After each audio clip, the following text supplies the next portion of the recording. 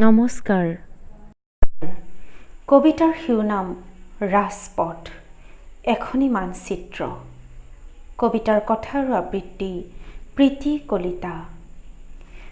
মেৰুদণ্ডহীনভাৱে গৈ থকা কোনো স্বেচ্ছায়ী শাসকৰ হাতত অবোধ শিশুত পৰিণত হোৱা ই এখনি জীয়া মানচিত্ৰ।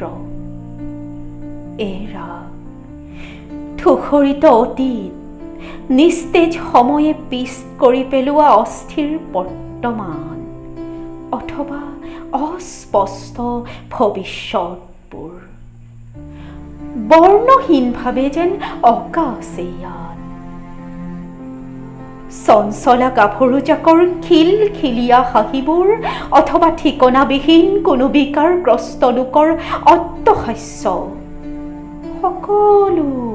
সকলো একাকাৰ হৈ পৰে ইয়াত।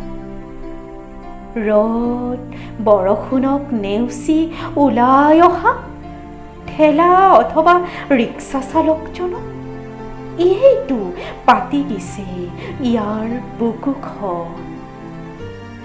কঢ়িয়াব দিছে হাঁহিবোৰ সুখবোৰ চপৰা চপৰকৈ। ইয়াৰ বুকুত সকলো ৰণুৱা ঘূৰা হয়, খোজবোৰ গৈ থাকে আহি থাকে, হিচাপহীন হৈ পৰে পদচিহ্নবোৰ। কঢ়িওৱা হয় কোনো নৱজাতকক চিকিৎসালয়ৰ পৰা ঘৰলৈ, কাৰোবাক ঘৰৰ পৰা শ্মশানলৈ। লক্ষ্যস্থানবোৰ বেলেগ, তথাপি সকলো একেই যাত্ৰী ইয়াৰ বুকুত। সামৰি লয় ই সকলো যাত্ৰীকে। খহি পৰা সময়ৰ মাজতো দেনা পাওনা যোগ বিয়োগৰ কোনো অংক নকৰাকৈ ই ভগাই লয় সকলোৰে সুখ দুখ অথবা হাঁহি কান্দোনৰ অযুত সমাহাৰ।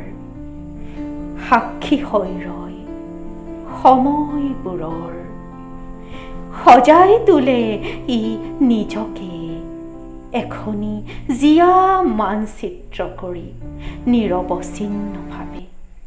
ধন্যবাদ।